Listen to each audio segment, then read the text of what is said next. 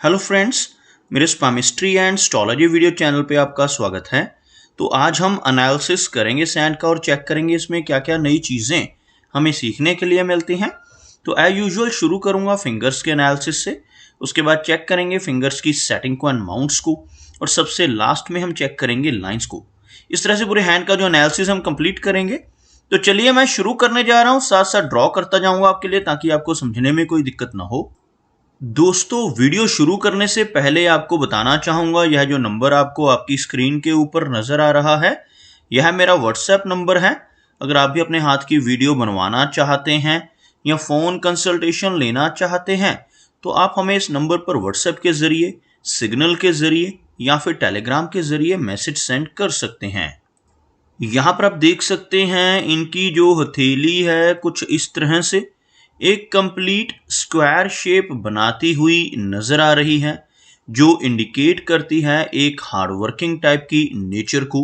और अगर इनकी फिंगर्स को चेक किया जाए तो यहाँ पर मीडियम साइज्ड फिंगर्स हैं, काफ़ी थिक फिंगर्स नज़र आ रही हैं। फिंगर्स का थिक होना इंडिकेट करता है कि नेटिव के भीतर काफ़ी अच्छी एनर्जी एंड स्टैमिना रहने वाला है। उसी के साथ साथ कुछ इस तरह की सीधी खड़ी रेखाएं भी आपको इनकी फिंगर्स के ऊपर नजर आएंगी। इस तरह की सीधी खड़ी रेखाओं का होना काफी अच्छा माना जाता है। ऐसे नेटिव मिलनसार स्वभाव के होते हैं, दूसरों के साथ बहुत अच्छे से तहजीब से पेश आने वाली नेचर इनकी रहती है। और अगर देखा जाए तो इनकी फिंगर्स में कुछ गैप नजर आ रहा है, खास तौर पर इन दोनों फिंगर्स में आपको बिल्कुल क्लियर गैप बनता हुआ नजर आएगा। इस तरह का गैप होना काफी पॉजिटिव माना जाता है। इस गैप से नेटिव की जो नेचर है वो काफी ज्यादा इंडिपेंडेंट बन जाती है। ऐसे व्यक्ति अपनी मनमर्जी के मालिक होते हैं और जो काम करने की ठान लेते हैं उस काम को कर कर ही दम लेते हैं, कुछ इस तरह का स्वभाव। साथ ही साथ इस तरह का गैप होने से थोड़ी सी जिद्दी नेचर रहने की संभावनाएं भी बढ़ जाती हैं। अगर हम लंबाई की बात करें तो आप देखेंगे यहाँ पर शनि फिंगर बहुत अच्छी लंबाई में नजर आ रही है। शनि फिंगर का बिल्कुल स्ट्रेट होना और अच्छी लेंथ में होना दर्शाता है कि नेटिव काफी मेहनती नेचर का होगा। उसके साथ साथ एक डिसिप्लिन टाइप की पर्सनैलिटी ऐसे व्यक्ति की रहती है। अगर हम बात करें इनकी इंडेक्स फिंगर की, यानी यह वाली जो फिंगर है जिसको बृहस्पति की फिंगर भी कहते हैं, यह फिंगर और इनकी सूर्य फिंगर दोनों की लंबाई आपको यहाँ पर लगभग एक समान नजर आएगी। इन दोनों फिंगर्स का अच्छी लेंथ में होना, अच्छी थिकनेस में होना काफी पॉजिटिव संकेत माना जाता है। बृहस्पति फिंगर अगर अच्छी लंबाई में हो तो नेटिव की लीडरशिप क्वालिटीज बहुत अच्छी रहती हैं। उसी के साथ साथ सूर्य फिंगर का अच्छी लंबाई में होना दर्शाता है कि नेटिव की क्रिएटिविटी का लेवल भी काफी अच्छा रहने वाला है।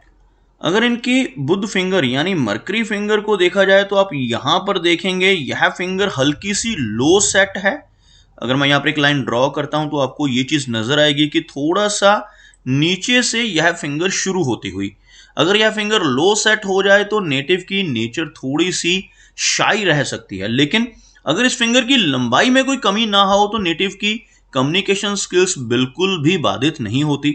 आप देख सकते हैं यह फिंगर लेंथ में अगर देखी जाए तो सूर्य फिंगर का जो टॉप फैलेंज है उसको भी क्रॉस करती हुई नजर आ रही है, अच्छी लंबाई में नजर आ रही है, जिस वजह से ऐसे व्यक्ति के कम्युनिकेशन स्किल्स काफी बेहतर रहते हैं।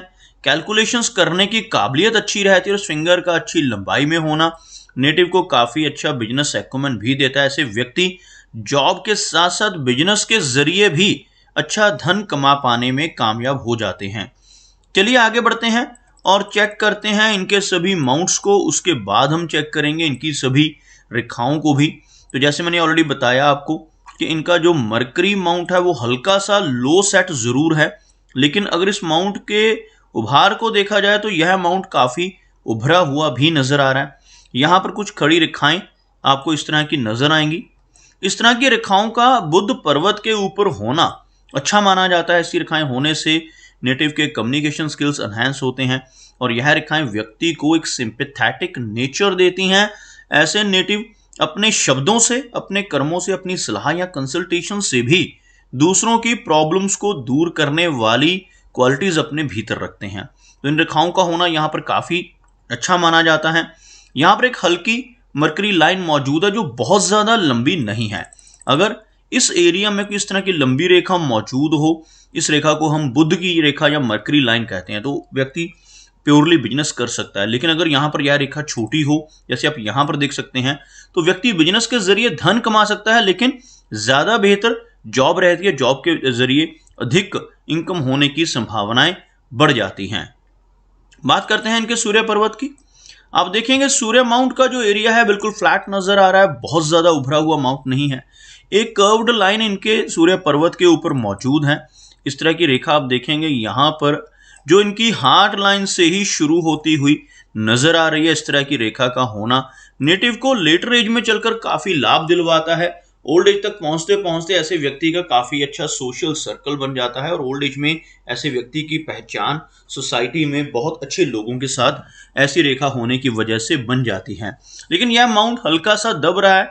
इसका सेंटर पॉइंट अगर आप देखोगे तो आपको थोड़ा सा दबता हुआ नजर आएगा, जिसकी वजह से थोड़ा यश कम हो जाता है। ऐसे व्यक्ति अगर दूसरों की मदद भी करते हैं, कितनी भी मदद दूसरों की कर लें, बदले में कोई भी रिवार्ड, कोई भी एप्रिसिएशन ऐसे नेटिव को नहीं मिल पाती, जिसको हम यश की कमी कहते हैं। तो यश की कमी रहने की संभावनाएं इस माउंट के दबने की वजह से इनके जीवन में रह सकती हैं। अगर हम शनि को देखें, शनि माउंट बहुत अच्छा नजर आ रहा है, लेकिन शनि रेखा यहां पर थोड़ा सा नेगेटिव प्रभाव देती हुई नजर आ रही है। आपको दिखाना चाहूंगा, शनि रेखा की शुरुआत बहुत अच्छी हो रही है और यह थोड़ी सी वेवी लाइन है। इस एरिया में आकर यहां पर यह ओवरलैप हो रही है, लेकिन यहां पर आकर यह रेखा रुकती हुई नजर आ रही है। अगर एक लंबी रेखा हो और बिल्कुल भी कहीं पर भी ना रुके, जैसे मैं आपको अभी ड्रॉ करके दिखाऊंगा, अगर किसी व्यक्ति के हाथ में इस एरिया से कोई रेखा शुरू हो और बिना रुके यहां तक पहुंच जाए, बिल्कुल माउंट तक पहुंच जाए, तो इस तरह की रेखा को हम सबसे उत्तम मानते हैं। और अगर इस रेखा में कोई भी ओवरलैपिंग हो, कोई भी रेखा इसको काट कर जा रही हो, जैसे आपको यहां पर यह रेखा क्रॉस करती नजर आएगी, यहां पर एक रेखा टच होती नजर आएगी, इस वजह से जीवन में थोड़ा संघर्ष बढ़ता है, थोड़े से अप्स एंड डाउन्स अधिक रहते हैं। खासतौर पर 30s की एज में नेटिव को थोड़ा अधिक संघर्ष करना पड़ सकता है। और अगर हम यहां पर देखें तो 36-37 के आसपास की एज के बाद यह रेखा अच्छी स्ट्रेंथ गेन करती हुई नजर आ रही है। आपको यह वाला जो ब्रांच है यह ज्यादा अच्छी नजर आएगी। इसकी वजह से नेटिव को 36 की एज के बाद अच्छी तरक्की मिलने की संभावनाएं बढ़ जाती हैं। इनके सूर्य पर्वत पर आपको कुछ बारीक रेखाओं से इस तरह से एक फिश की आकृति बनती हुई नजर आएगी, जो थोड़ी सी अभी वीक नजर आ रही है, लेकिन यह आगे चलकर और ज्यादा स्ट्रांग भी हो सकती है। इस तरह की फिश की आकृति सूर्य पर्वत पर बनना नेटिव को काफी अच्छी क्रिएटिविटी देती है। ऐसे व्यक्ति का सोशल सर्कल 40 के आसपास की एज के बाद से बढ़ना शुरू हो जाता है, और यहां पर फिश का होना नेटिव को काफी अच्छा नेम एंड फेम दिलवाने में भी मदद करता है। इस तरह का चिन्ह काफी पॉजिटिव चिन्ह के तौर पर देखा जाता है।